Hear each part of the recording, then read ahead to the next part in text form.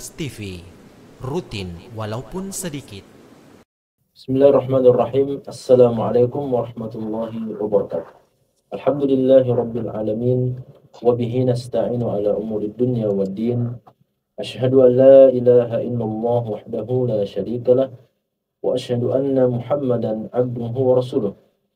Allahumma salli wa sallim wa barik ala nabiyyina Muhammadin wa ala alihi wa sahbihi wa man tabi'ahum bi ihsanin ila yaumiddin, amma ba'd. Pemirsa Ruas TV yang dirahmati oleh Allah Subhanahu wa Ta'ala.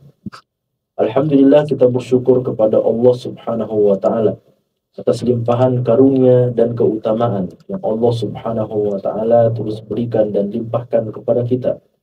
Semoga nikmat-nikmat tersebut menjadi penyebab langkah-langkah kita untuk mendekatkan diri dan bertakarruf kepada Allah Subhanahu wa Ta'ala semakin termudahkan. Dan mudah-mudahan menjadi sebab Allah Subhanahu wa Ta'ala mengangkat derajat kita di sisi Allah Subhanahu wa Ta'ala.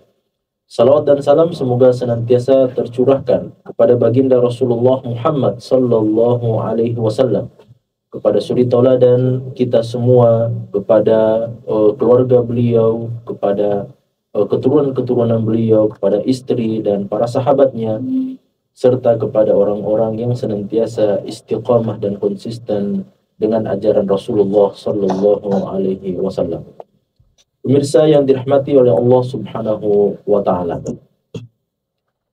di dalam ayat-ayat Allah Subhanahu wa Ta'ala dan hadis-hadis Rasulullah sallallahu alaihi wasallam, Allah dan Rasulnya sallallahu alaihi wasallam menjelaskan kriteria dan karakter yang mana Allah Subhanahu wa Ta'ala akan memasukkan ke dalam para pelaku dosa besar dan dosa-dosa yang sangat rendah di sisi Allah Subhanahu wa Ta'ala, manakala pada diri seseorang terdapat karakter dan kriteria tersebut.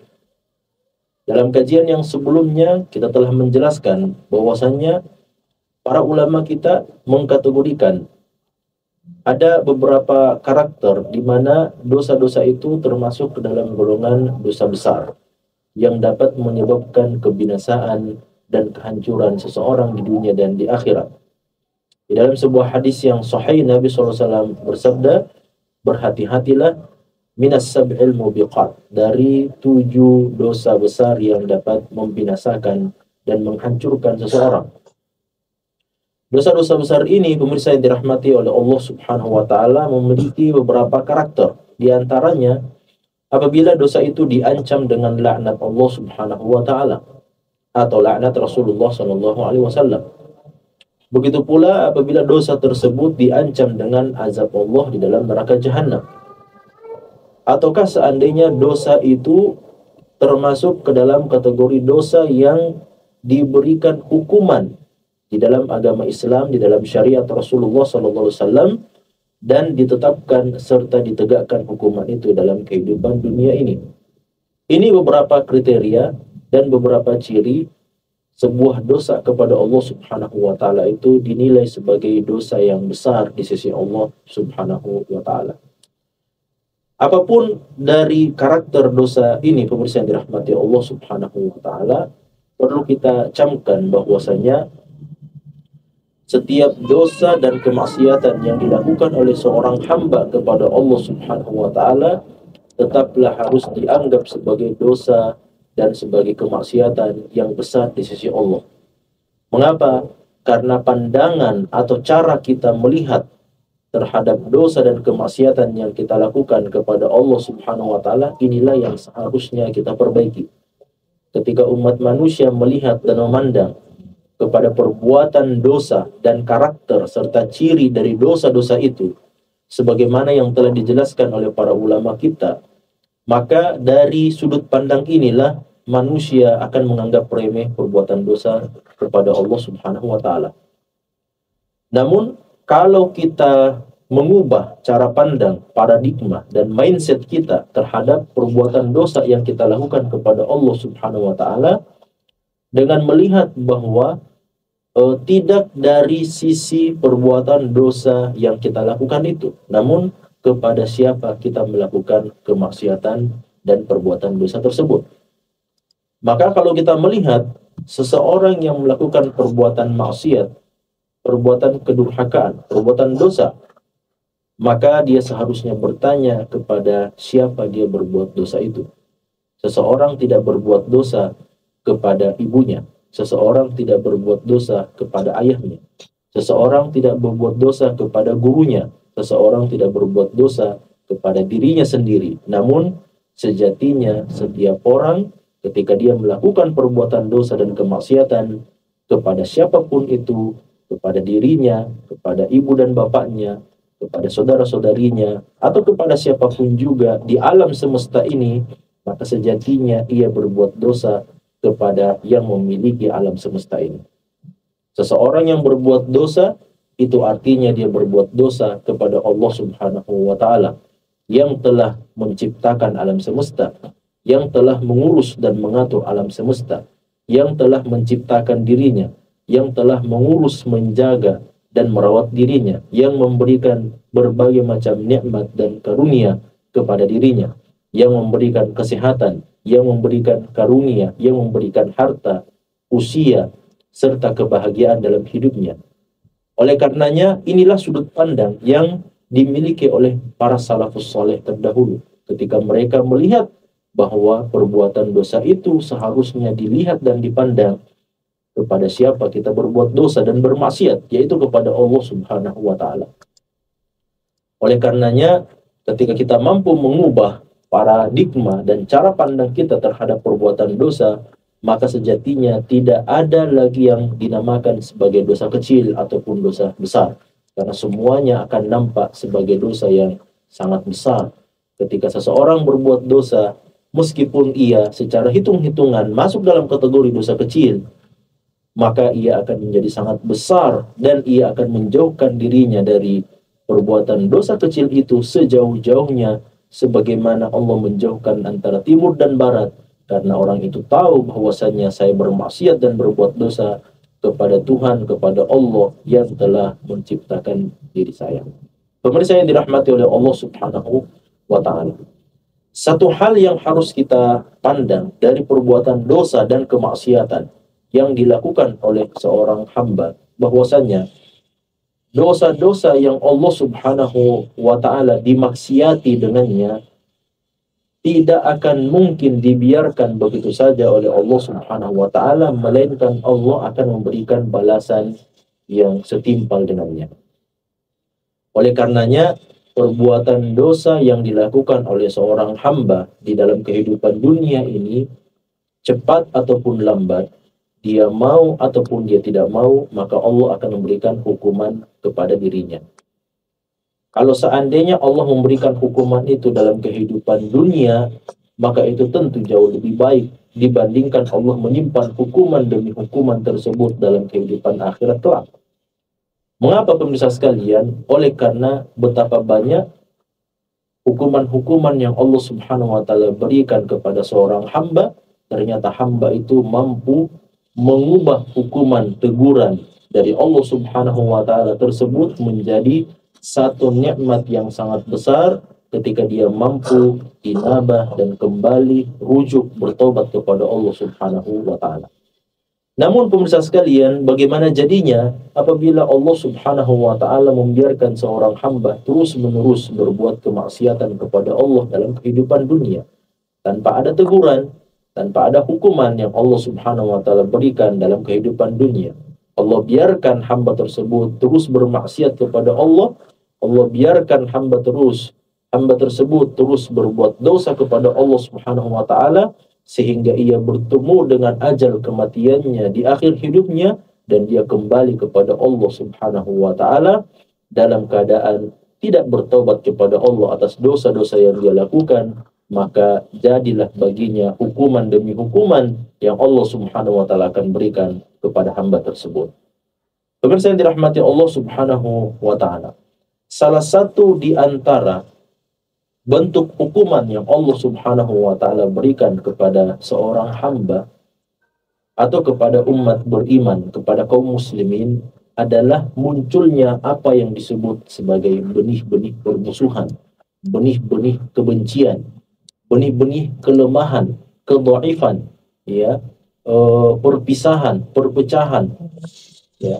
Makanya Allah Subhanahu wa taala mengatakan di dalam Al-Qur'an bahwa kalau seandainya umat beriman, dan yang dimaksud dengan umat beriman dalam ayat ini adalah para sahabat Nabi Shallallahu alaihi wasallam, kalau kalian, kata Allah Subhanahu wa taala, berselisih pendapat, ya, dan tidak mau menerima antara yang satu dengan yang lainnya, dan enggan untuk mengokohkan barisan kaum muslimin bersama Nabi kita Muhammad sallallahu alaihi wasallam, maka kata Allah Subhanahu wa taala, fatafshalu wa tadhhabu rihukum, maka kalian pasti akan gagal dalam kesempatan-kesempatan karunia-karunia, di antaranya adalah momen-momen peperangan yang Allah perjalankan kepada Nabi SAW dan para sahabat.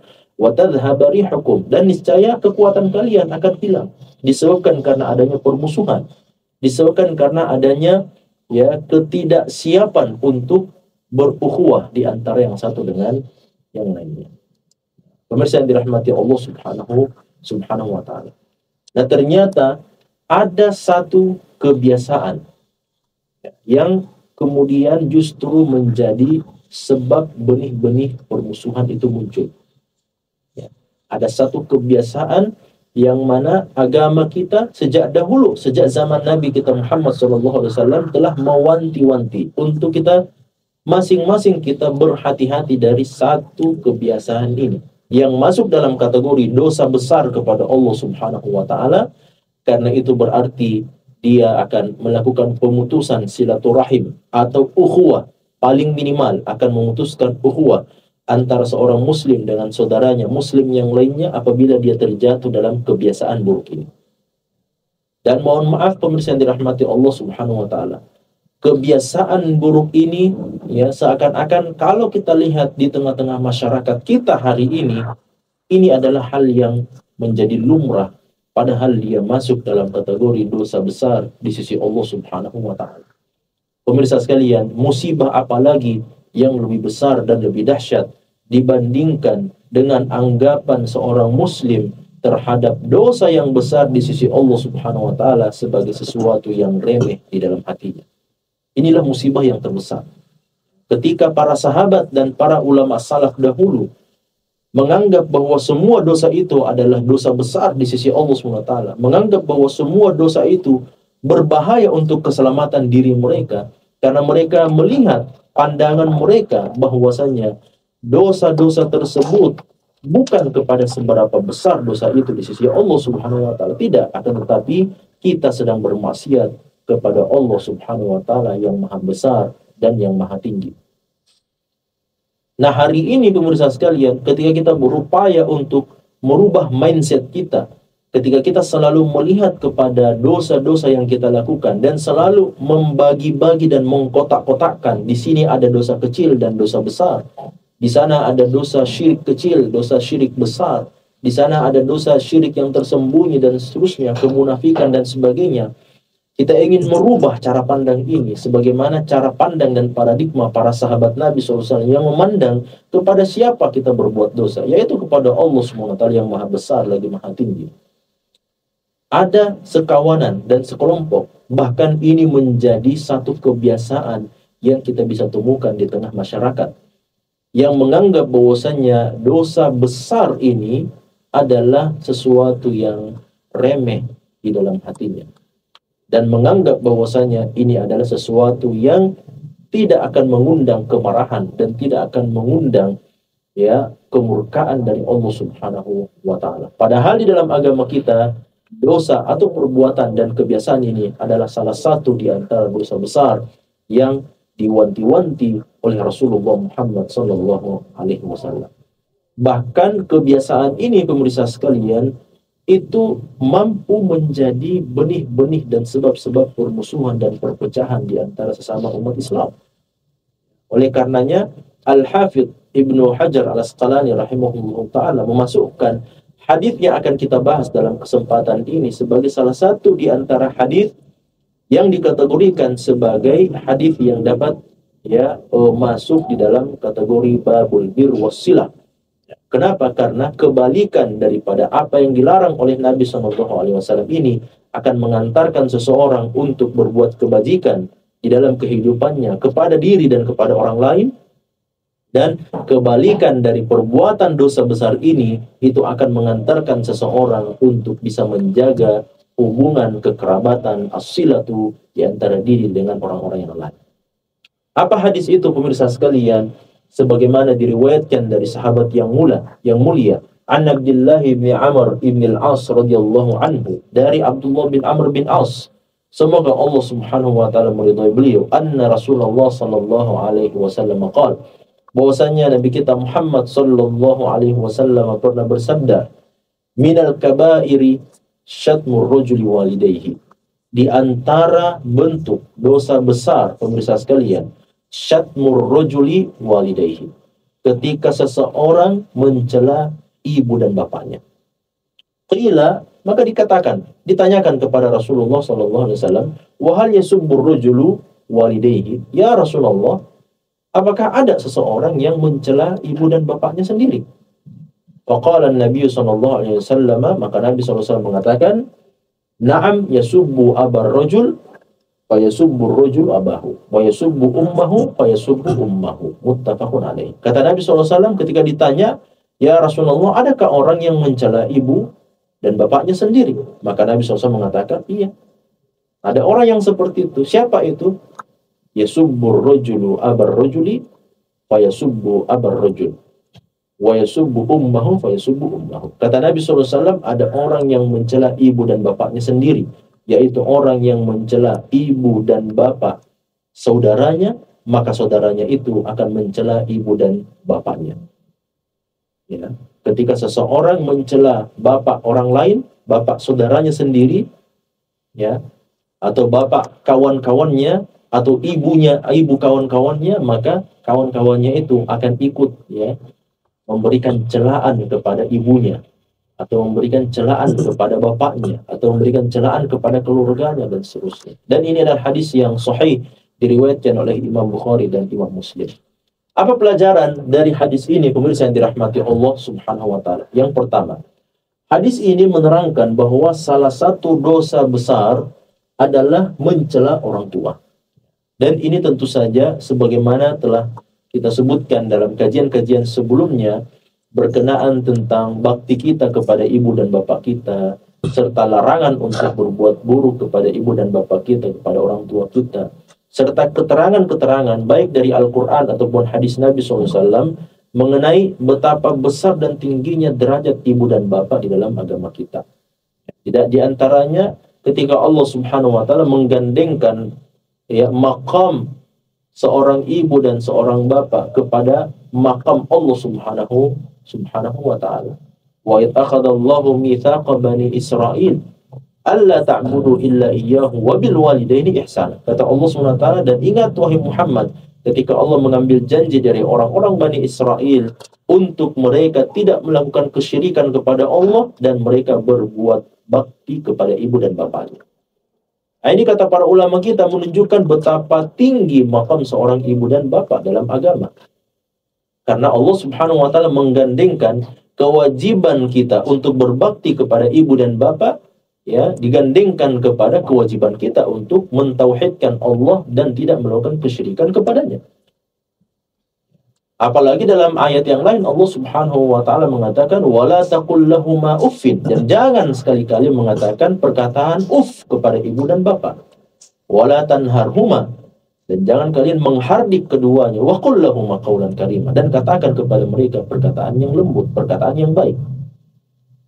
Nah, hadis ini tentu saja menjelaskan bahwa mencela ibu dan bapak artinya masuk dalam kategori dosa besar di sisi Allah Subhanahu wa ta'ala. Nah, pada hadis yang sebelumnya juga dijelaskan bahwa keridhaan Allah Subhanahu wa ta'ala terletak pada keridhaan ibu dan bapak, dan kemurkaan Allah terletak pada kemurkaan ibu dan bapak. Ya, ridhallahi fi ridhal walidaini wa sukhtullahi fi sukhtil walidaini. Maka hadis ini dikeluarkan, disabdakan oleh Nabi SAW untuk menguatkan ayat-ayat Al-Quran dan sabda-sabda Nabi SAW. Hanya saja Nabi SAW menyabdakan hadis ini dalam konsep yang berbeda. Meskipun maknanya sama, bahwa kita punya kewajiban untuk berbakti kepada ibu dan bapak. dan tidak boleh menyakiti hati keduanya, fisik keduanya dan seterusnya, dan kita harus untuk memuliakan mereka, mengagungkan mereka, serta berbakti kepada keduanya. Hanya saja Nabi kita Shallallahu Alaihi Wasallam melalui hadis ini, pemirsa sekalian, beliau menjelaskan dengan konsep yang sedikit berbeda. Bagaimana konsepnya? Bahwa ketika seseorang menjadi penyebab orang lain mencela bapaknya, maka itu sama saja dia telah mencela bapaknya sendiri. Ketika dia mencela ayah orang lain, sehingga orang lain itu mencela ayah dirinya, maka ini sama saja dengan dia mencela ayahnya sendiri. Ketika seseorang mencela ibu orang lain, maka orang tersebut akhirnya mencela ibu dirinya sendiri, ibunya sendiri, maka itu sama saja kalau dia telah mencela ibunya sendiri. Padahal dia tidak mencela ibu dan bapaknya. Dia tidak mencela ibu orang tuanya. Dia mencela orang tua orang lain. Akan tetapi, karena perbuatan ini akan menyebabkan perbuatan yang sama kepada ibu dan bapak atau kepada keluarganya, maka dianggap di dalam agama kita, dianggap oleh Nabi SAW sebagai bentuk celaan kepada ibu sendiri, sebagai bentuk celaan kepada ayah sendiri, atau kepada keluarga kita. Makanya dalam pelajaran yang kedua, di antara bentuk dosa besar adalah mencela orang tua. Namun hal ini dianggap aneh oleh para sahabat. Ketika Nabi SAW mengatakan, minal kaba'iri syatmur rajuli walidayhi, di antara bentuk dosa besar, pemirsa sekalian, kata Nabi, adalah orang yang mencela ibu dan bapaknya sendiri. Maka para sahabat bertanya, wahal yasubbur rajul walidayhi, ya Rasulullah, adakah orang yang mencela ibu dan bapaknya sendiri? Artinya apa, pemirsa sekalian? Fitrah, ya, fitrah. Di masa Nabi kita Muhammad SAW, fitrah para sahabat Nabi SAW pada saat itu memang benar-benar lurus, sebagaimana yang telah diinginkan dan diletakkan oleh Allah Subhanahu wa Ta'ala ke dalam hati setiap anak yang dilahirkan dari rahim ibunya, bahwa setiap anak berbakti kepada ibu dan bapaknya, setiap anak menghargai dan memuliakan ibu dan bapaknya. Makanya ketika Nabi SAW mengatakan, di antara dosa besar adalah seorang anak yang mencela ibu dan bapaknya. Makanya para sahabat bertanya, ya Rasulullah, adakah orang yang mencela ibu dan bapaknya sendiri? Ya. Padahal kita tahu, pemirsa sekalian, ada satu hakikat yang harus kita ungkap. Ketika kita menjelaskan hadis ini, kita harus paham, pemirsa sekalian, bahwasanya di antara perbuatan jahiliyah yang dilakukan oleh sebagian kabilah, yang dilakukan oleh sebagian kelompok masyarakat di masa Nabi kita Muhammad SAW adalah di antara mereka, apabila ada yang dilahirkan untuknya, dikaruniakan untuknya seorang anak perempuan, maka mereka akan menjadi marah, tidak senang dan tidak ridho. Tidak sedikit di antara kabilah-kabilah tersebut yang mengambil anak perempuannya sendiri kemudian dikubur hidup-hidup di dalam tanah. Kita tahu dengan hakikat ini, makanya Allah mengatakan, wa idzal mau'udatu su'ilat bi ayyi dzambin qutilat. Dan ingatlah, wahai umat manusia, pada hari kiamat nanti, ketika Allah SWT akan bertanya kepada anak-anak perempuan yang kalian kubur hidup-hidup, kenapa mereka dibunuh oleh bapaknya sendiri. Nah, ini kita bisa mengambil pelajaran, teman-teman sekalian, ya, bagaimana keadaan dan kondisi masyarakat, sebagian masyarakat jahiliyah pada saat itu, yang rela dan tega untuk membunuh hidup-hidup anak perempuannya sendiri. Namun ketika Nabi SAW mengatakan, di antara bentuk dosa besar ketika seorang anak mencela ibu dan bapaknya sendiri, maka para sahabat pada saat itu mengatakan, adakah di antara kami yang mau mencela ibu dan bapaknya? Artinya apa? Berbakti dan menghargai, menghormati, memuliakan ibu dan bapak dalam keadaan yang terburuk sekalipun. Bahkan ketika saudara-saudara mereka, saudari-saudara mereka dibunuh oleh bapak mereka sendiri, maka masih tertanam di dalam hati para anak-anak mulia tersebut untuk menghargai, memuliakan, dan berbakti kepada ibu dan bapaknya.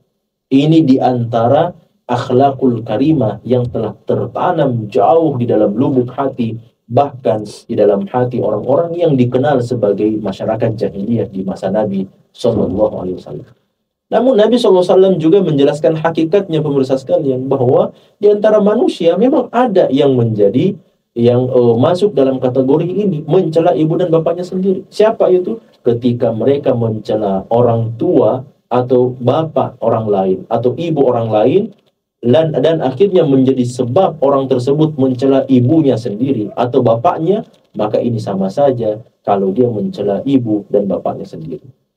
Nah, di sini, di dalam hadis ini pemirsa sekalian, tentu kita mempelajari ada kaidah-kaidah yang dari hadis ini dibangun kaidah-kaidah tersebut di dalam agama kita oleh para ulama kita. Di antaranya, Nabi SAW menjelaskan bahwa mencela ayah atau ibu orang lain sama saja dengan mencela orang tua sendiri. Oleh karenanya berlaku di dalam hadis ini sebuah kaidah, innal wasaila laha ahkamul maqasid. Bahwasanya semua yang menjadi perantara untuk kita melakukan sesuatu dapat mengambil hukum-hukum dari maksud apa yang ingin kita lakukan itu. Saya kasih contoh seperti ini. Ya, ketika seseorang mencela ayah orang lain dan itu menjadi sebab orang lain mencela ayah kita, ketika seseorang mencela ibu orang lain dan itu menjadi sebab orang tersebut mencela ibu kita, maka disinilah maksud bahwasanya wasilah itu mengambil hukum atau mengambil maksud dan tujuan yang diinginkan. Ya, makanya kita lihat di sini pemirsa sekalian, para ulama kita atau Nabi kita Muhammad SAW menghukumi mencela ayah orang lain sebagai dosa besar. Ya, mencela ayah orang lain itu sebagai dosa besar. Kenapa? Karena yang akan menjadi imbasnya adalah bapak kita sendiri, orang tua kita sendiri, ibu kita sendiri akan ikut tercela. Sehingga wasilah itu dihukumi oleh Nabi SAW sebagai dosa besar. Karena apa? Karena orang lain akan mencela ibu kita, orang lain akan mencela bapak kita. Dan tercelanya ibu, tercelanya bapak disebabkan karena ucapan-ungkapan oleh orang lain, itulah yang disebut sebagai al-maqasid dalam kaidah ini. Wasilahnya, perantaranya adalah ketika kita mencela ibu orang lain, ketika kita mencela ayah orang lain, itu adalah wasilah. Dan wasilah ini dihukumi sebagai dosa besar. Kenapa pemirsa sekalian? Karena wasilah ini akan sampai pada ujung bahwa orang tersebut yang kita cela ibu atau bapaknya juga akan ikut mencela ibu dan bapak kita.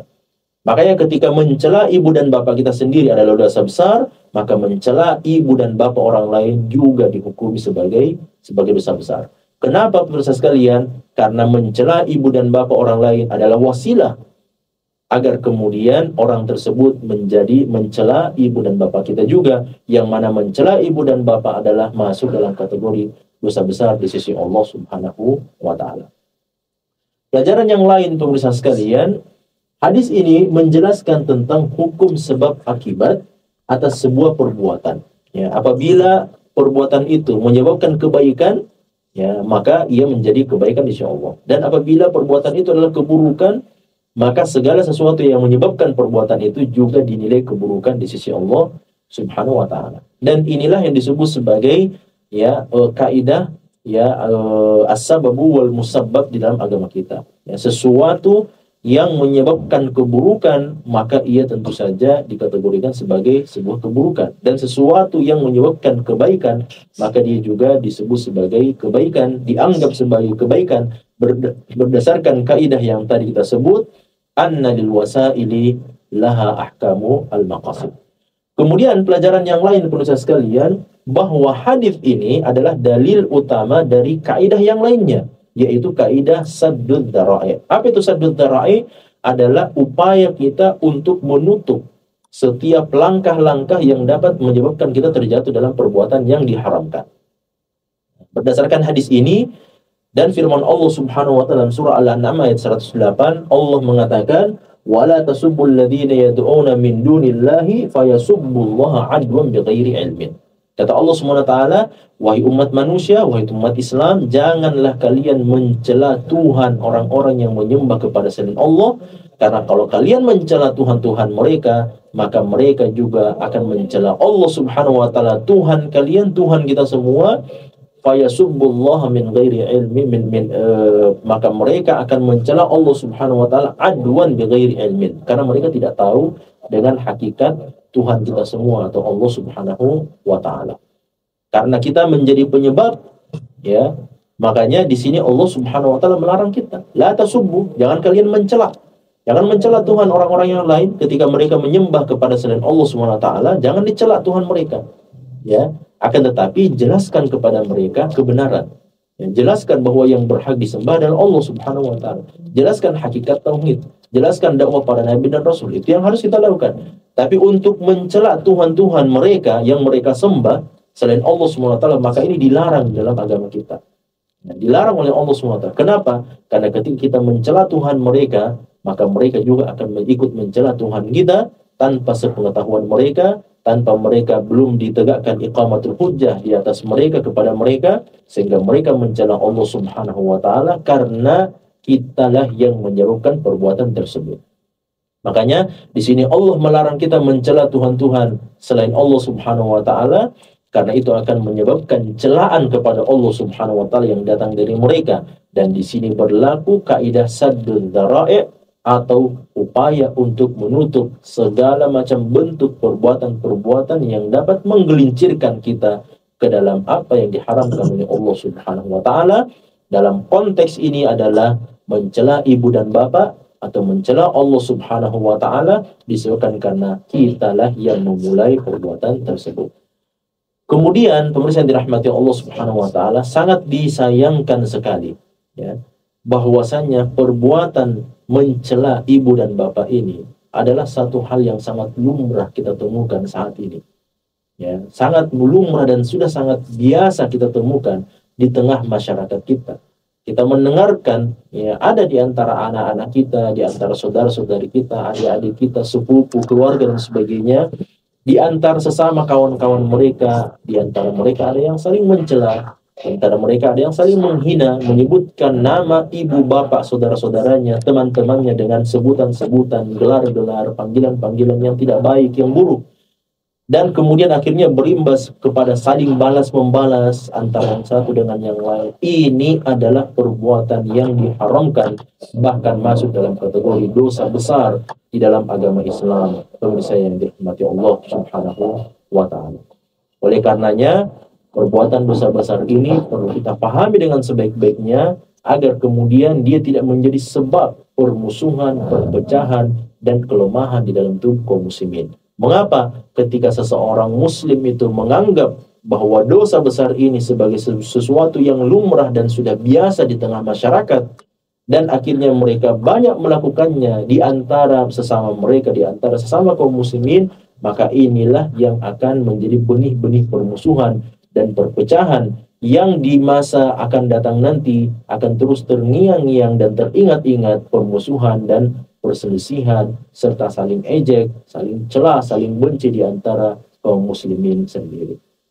Mudah-mudahan Allah Subhanahu wa taala menjaga kita semua dari berbagai macam mara bahaya, keburukan, kemaksiatan kepada Allah Subhanahu wa taala, dan semoga kita semua mampu untuk memperbaiki mindset, paradigma dan cara pandang kita terhadap dosa-dosa yang Allah Subhanahu wa taala larang kita darinya, dan semoga kita diberikan taufik oleh Allah untuk bisa menjauhi segala macam bentuk perbuatan dosa dan kedurhakaan kemaksiatan kepada Allah Subhanahu wa taala. Kita tutup, subhanakallahumma bihamdik asyhadu an la ilaha illa anta astaghfiruka wa atubu ilaik.